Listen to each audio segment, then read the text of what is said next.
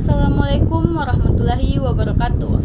Perkenalkan, nama saya Eki Mulia Salsabila dengan NIM 23090350023. Saya akan menjelaskan mengenai rasio-rasio keuangan untuk memenuhi tugas final mata kuliah manajemen keuangan.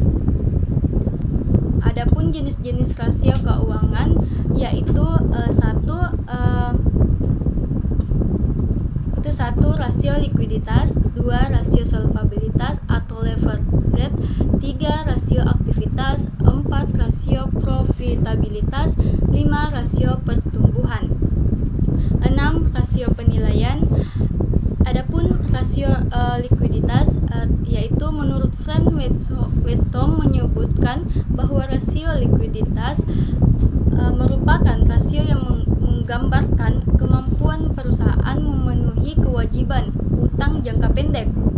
Artinya, apabila perusahaan ditagih, maka akan mampu untuk memenuhi utang membayar tersebut, terutama utang yang sudah jatuh tempo.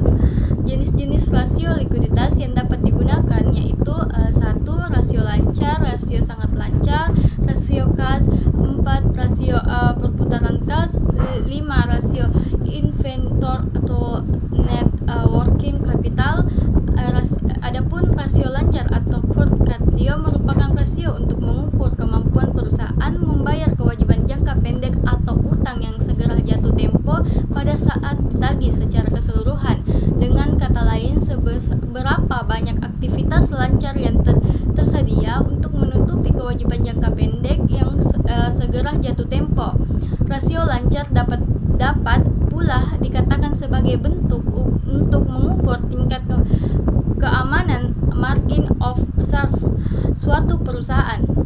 Rasio cepat atau quick ratio atau rasio sangat lancar atau asset ratio merupakan rasio yang menunjukkan kemampuan perusahaan memenuhi atau membayar kewajiban atau utang lancar, utang jangka pendek dengan aktiva lancar tanpa memperhitungkan nilai kesediaan.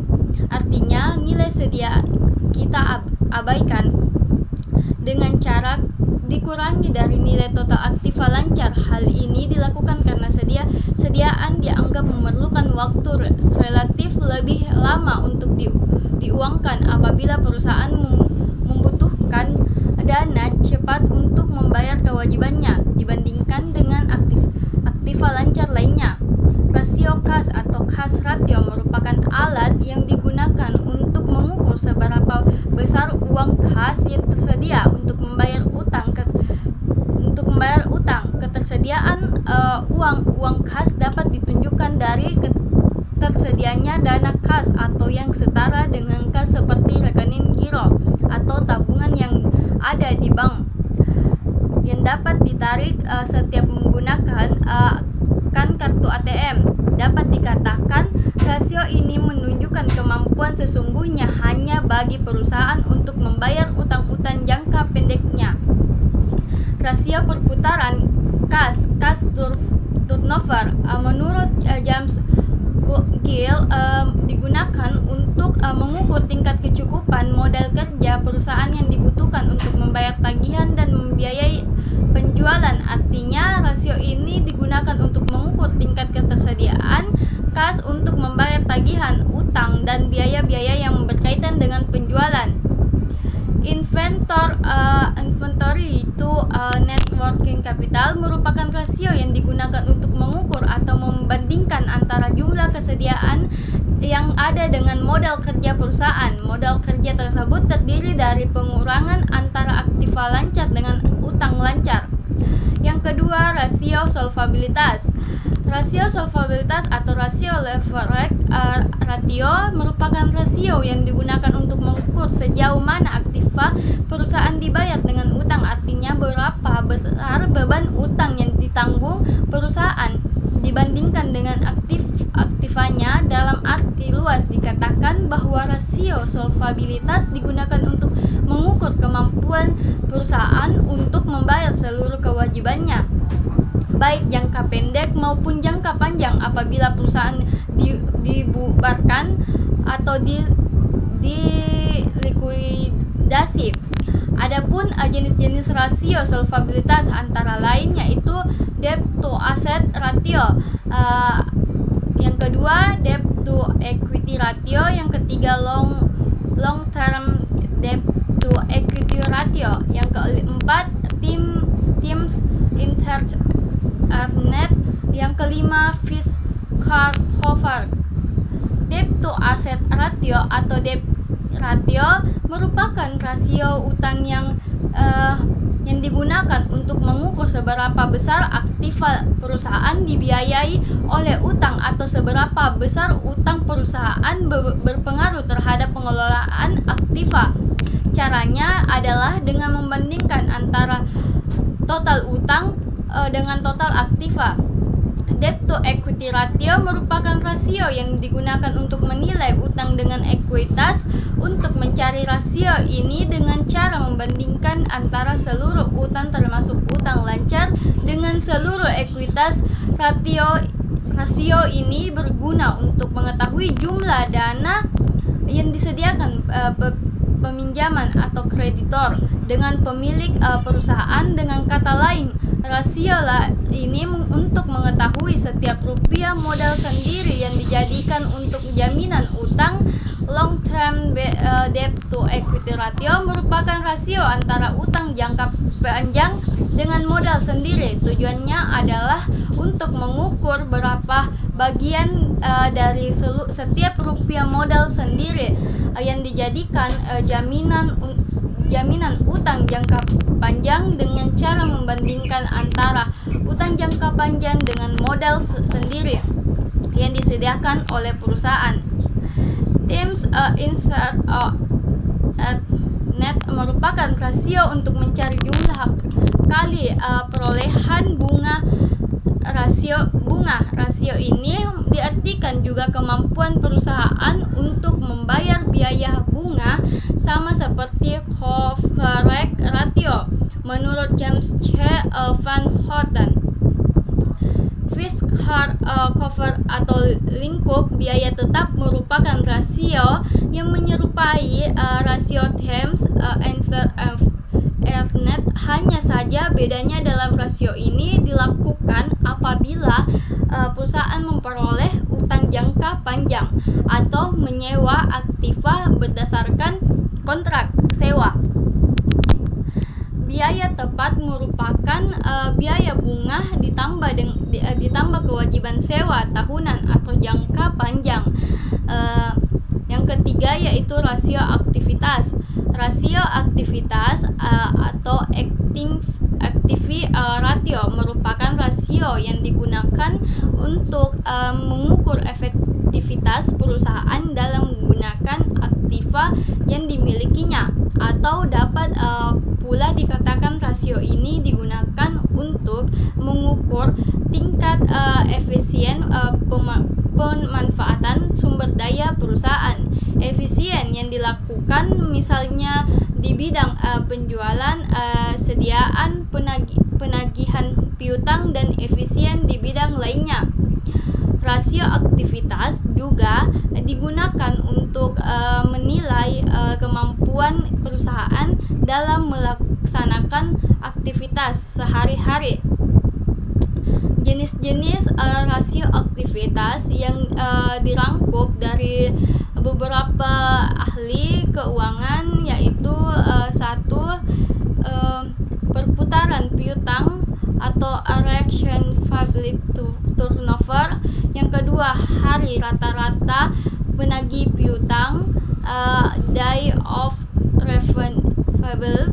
Yang kelima, perputaran persediaan atau investor tour. Yang kelima, hari rata-rata penagih sediaan, day of invest. Yang perputaran modal kerja atau working capital turnover. Perputaran aktiva tetap atau fixed asset turnover. Adapun perputaran aktiva yaitu atau aset turnover, perputaran piutang atau Fableton turnover merupakan rasio yang digunakan untuk mengukur berapa lama penagih piutang selama satu periode atau berapa kali dana yang ditanam dalam piutang ini berputar dalam satu periode. Makin tinggi rasio menunjukkan bahwa modal kerja yang ditanamkan dalam piutang makin rendah bandingkan dengan rasio tahun sebelumnya. Tentunya kondisi ini bagi perusahaan makin baik. Sebaliknya, jika rasio makin rendah, maka ada over investment dalam piutang. Yang jelas bahwa rasio perputaran piutang memberikan pemahaman tentang kualitas piutang dan kesuksesan penagihan piutang. Hari rata-rata penagihan piutang (days of receivable) bagi perbankan yang akan memberikan kredit perlu juga menghitung hari rata-rata penagihan piutang (days of receivable). Hasil perhitungan ini menunjukkan jumlah hari beberapa hari piutang tersebut rata-rata tidak dapat ditagih dan ini juga sering disebut days held on collection. Perputaran sediaan atau investor turnover merupakan rasio yang digunakan untuk mengukur berapa kali dana yang ditanam dalam sediaan inventory ini berputar dalam suatu periode. Rasio ini dikenal dengan nama rasio perputaran sediaan atau inventory turnover. Dapat diartikan pula bahwa perputaran sediaan merupakan rasio yang menunjukkan berapa kali jumlah barang sediaan diganti dalam satu tahun. Makin kecil rasio ini, maka makin jelek. Demikian pula sebaliknya. Perputaran modal kerja atau working capital turnover merupakan salah satu rasio untuk mengukur atau menilai keefektifan modal kerja perusahaan selama periode tertentu. Artinya seberapa banyak modal kerja berputar selama suatu periode atau dalam suatu periode. Untuk mengukur rasio ini, kita membandingkan antara penjualan dengan modal kerja atau dengan modal kerja rata-rata. Perputaran aktiva tetap atau fixed asset turnover merupakan rasio yang digunakan untuk mengukur berapa kali dana yang ditanamkan dalam aktiva tetap berputar dalam satu periode. Atau dengan kata lain, untuk mengukur apakah perusahaan sudah menggunakan kapasitas aktiva tetap sepenuhnya atau belum. Untuk mencari rasio ini, caranya adalah membandingkan antara penjualan bersih dengan aktiva tetap dalam suatu periode. Selanjutnya, perputaran aktiva aset atau aset turnover merupakan rasio yang digunakan untuk mengukur perputaran semua aktiva yang dimiliki perusahaan, kemudian juga mengukur berapa jumlah penjualan yang diperoleh dari tiap rupiah aktiva.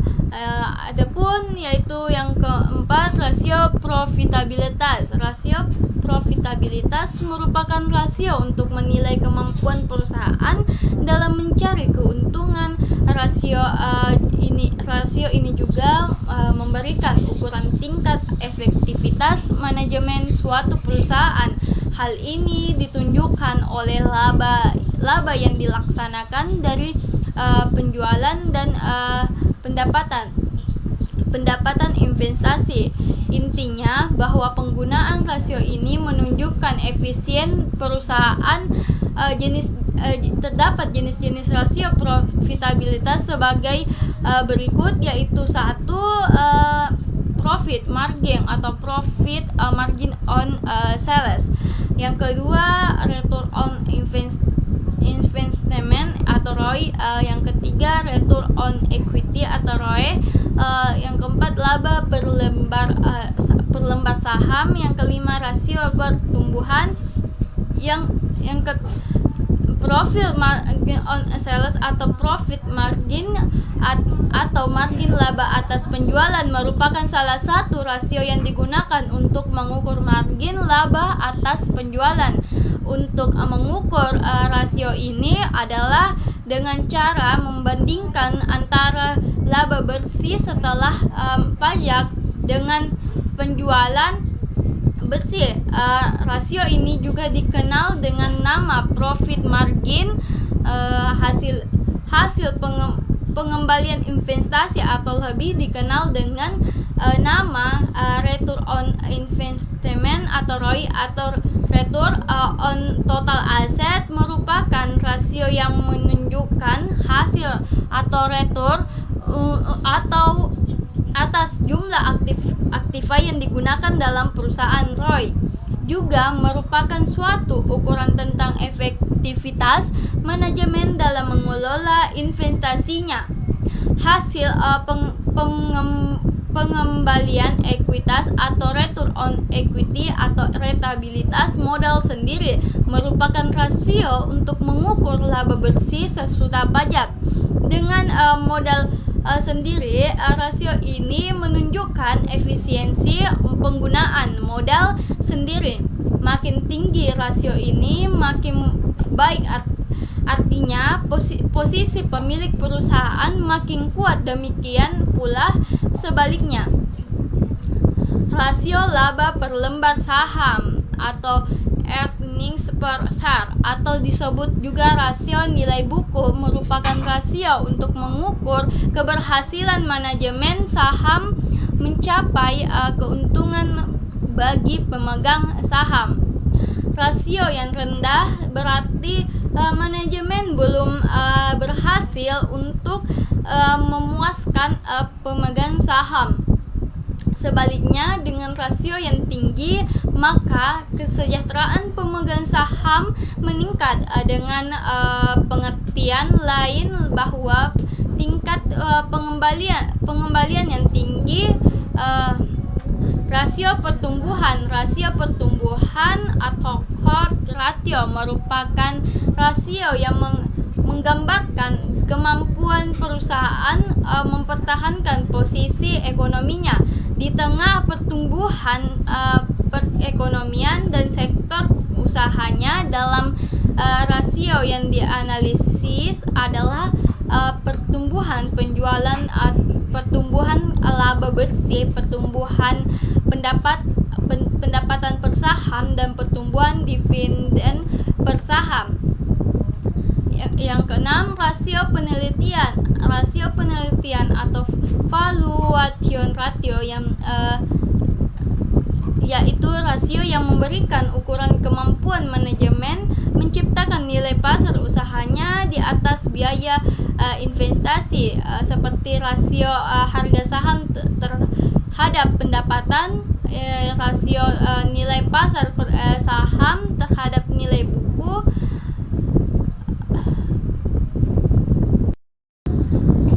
Baik, terima kasih. Itulah penjelasan mengenai jenis rasio keuangan. Dalam penjelasan ini kita memahami bagaimana berbagai rasio keuangan dapat memberikan wawasan mendalam tentang kesehatan dan kinerja sebuah perusahaan. Sebagai penutup, pentingnya untuk diingat bahwa analisis bahwa jenis rasio keuangan bukanlah satu-satunya alat untuk menilai kinerja perusahaan. Rasio keuangan memberikan gambaran yang berharga, tetapi harus digunakan bersama dengan informasi kualitatif dan analisis kontekstual lainnya untuk mendapatkan pemahaman yang lebih komprehensif. Terima kasih. atas perhatiannya. Assalamualaikum warahmatullahi wabarakatuh.